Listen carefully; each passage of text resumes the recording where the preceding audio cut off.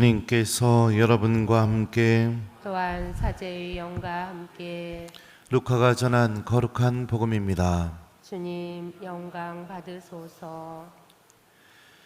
그때 예수님께서 말씀하셨다. 불행하여라 너 코라지나, 불행하여라 너 벳사이다야.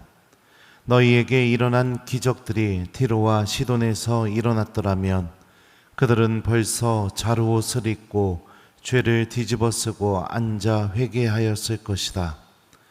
그러니 심판 때에 티로와 시돈이 너희보다 더 견디기 쉬울 것이다. 그리고 너 가파르나움아, 내가 하늘까지 오를성 싶으냐? 저승까지 떨어질 것이다. 너희 말을 듣는 이는 내 말을 듣는 사람이고 너희를 물리치는 자는 나를 물리치는 사람이며 나를 물리치는 자는 나를 보내신 분을 물리치는 사람이다. 주님의 말씀입니다. 그리스도님 찬미합니다. 오소서 성령님, 회개하였을 것이다. 안녕하세요. 오늘 일독서 말씀을 보면 일독서에서 이 반복되는 표현이 있습니다. 그게 뭐냐면은 바로 주 우리 하느님의 말씀을 듣지 않았습니다. 이 표현이 반복이 되고 있어요. 바룩은 하느님께 기도하면서 지금 이스라엘의 역사 안에서 벌어졌던 모든 재앙의 원인, 그리고 그들이 잘못된 길을 걸어가게 되었던 불행의 원인, 이 모든 원인이 어디에서부터 출발되었느냐? 바로 하느님의 말씀을 듣지 않는 삶에서 출발되었다라고 이렇게 고백하고 있습니다. 실제로 주님의 말씀은 창세기 말씀에 의하면 우리 안에서 우리가 생명을 살아갈 수 있는 질서를 잡아주는 힘을 갖고 있다고 창세기는 우리에게 고백합니다.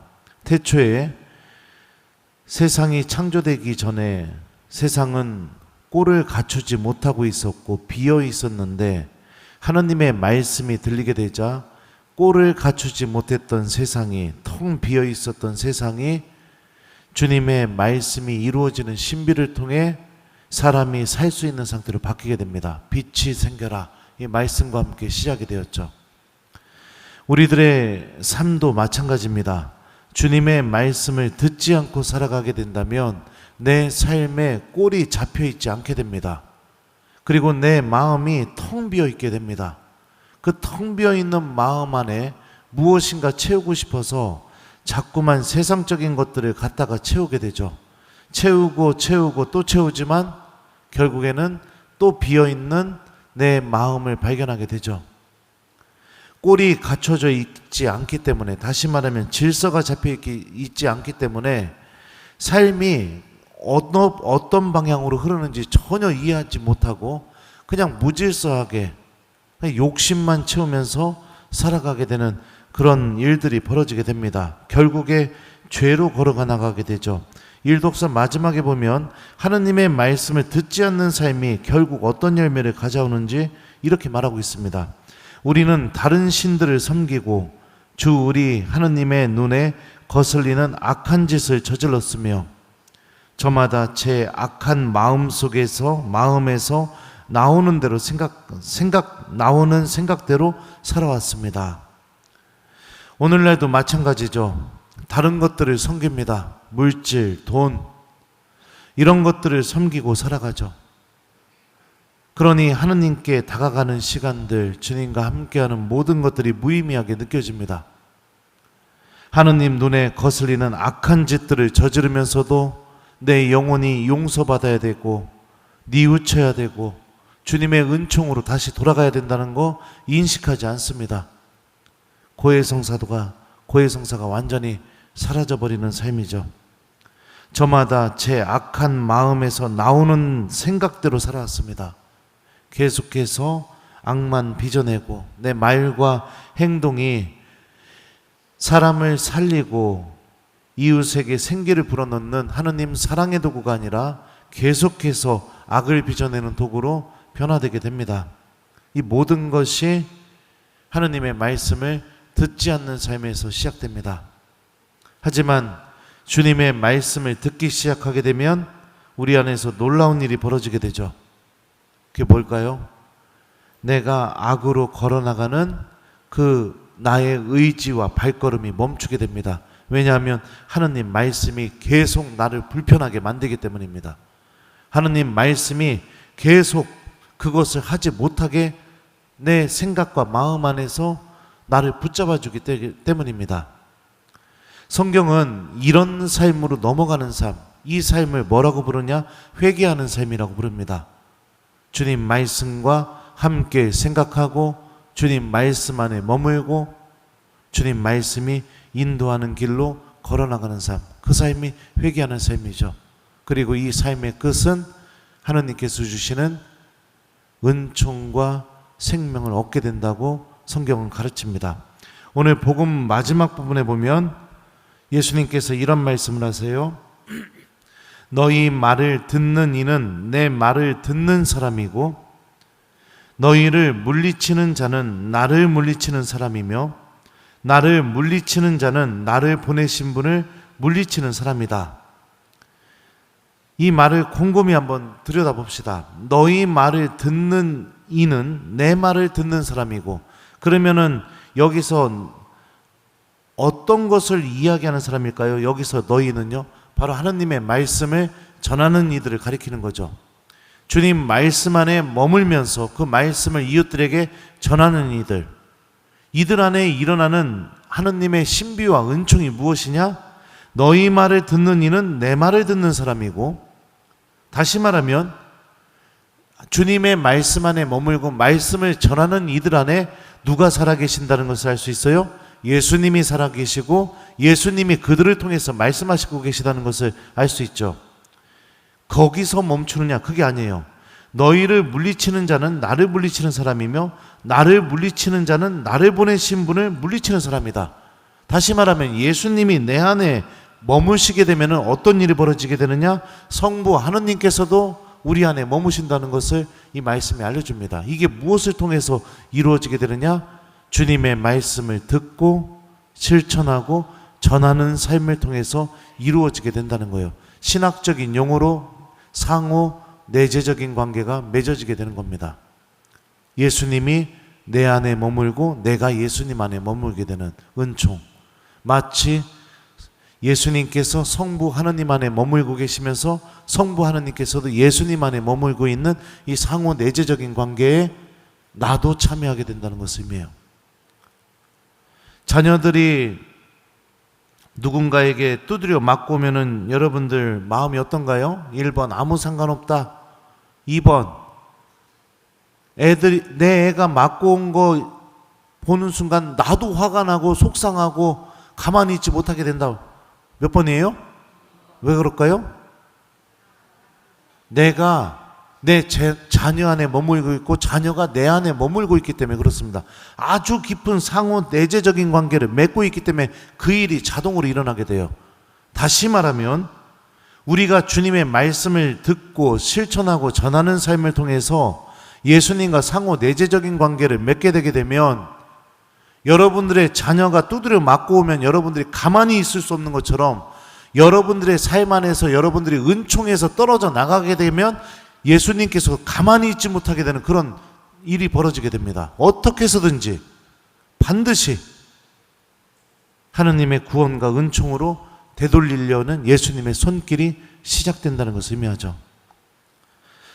복음 앞부분에서도 이렇게 자꾸 말이 오늘 이상해요. 혀가 안 돌아갑니다. 복음 앞부분에서도 예수님께서 이렇게 말씀하세요. 불행하여라 너 코라지나, 불행하여라 너 벳사이다야. 너에게 일어난 기적들이 티로와 시돈에서 일어났더라면 그들은 벌써 자루옷을 입고 죄를 뒤집어 쓰고 앉아 회개하였을 것이다. 마태복음에 의하면 코라진, 벳사이다, 카파르나움, 오늘 복음에 나오는 불행선언의 주인공들이죠. 도시들. 이 도시들은 어떤 도시였냐면 마태복음은 이렇게 표현합니다. 당신이 기적을 가장 많이 일으키신 고을들을 꾸짖기 시작하였다. 이 표현과 함께 예수님께서 불행선언을 하셔요. 하느님의 기적을 가장 많이 체험한 도시들이 회개할 줄 모르고 주님의 말씀을 들을 줄 모르기 때문에 예수님께서는 불행하다고 오늘 말씀하고 계시죠. 사랑하는 우리 교우 여러분들, 우리 불행한 신앙인이 아니라 행복한 신앙인이 되었으면 좋겠습니다.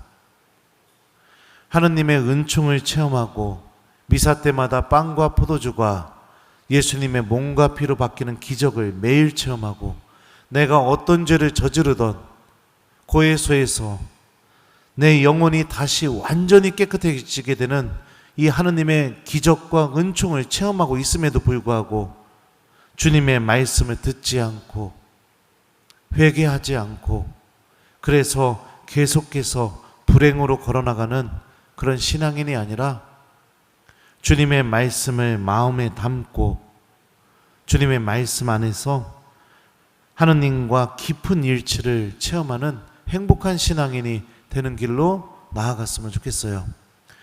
신앙생활의 가장 이 첫 발걸음, 하느님과 깊은 관계를 맺어내는 가장 첫 발걸음은 바로 들음입니다. 들음.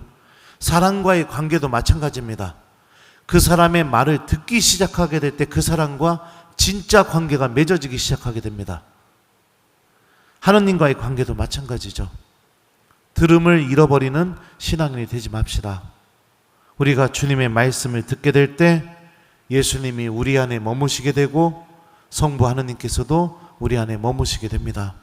그러면서 우리들의 삶은 하느님께서 마련해 주신 생명의 질서가 잡히게 되고 공허했던 그 마음은 하느님의 은총으로 가득 차게 되며 죄가 아니라 하느님께서 마련하신 행복의 또 기쁨의 열매를 맺어내는 길로 넘어가게 될 겁니다.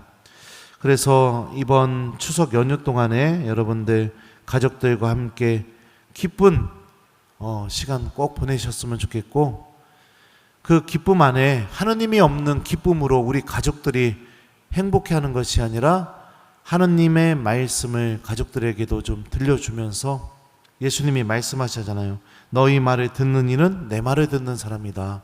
그죠?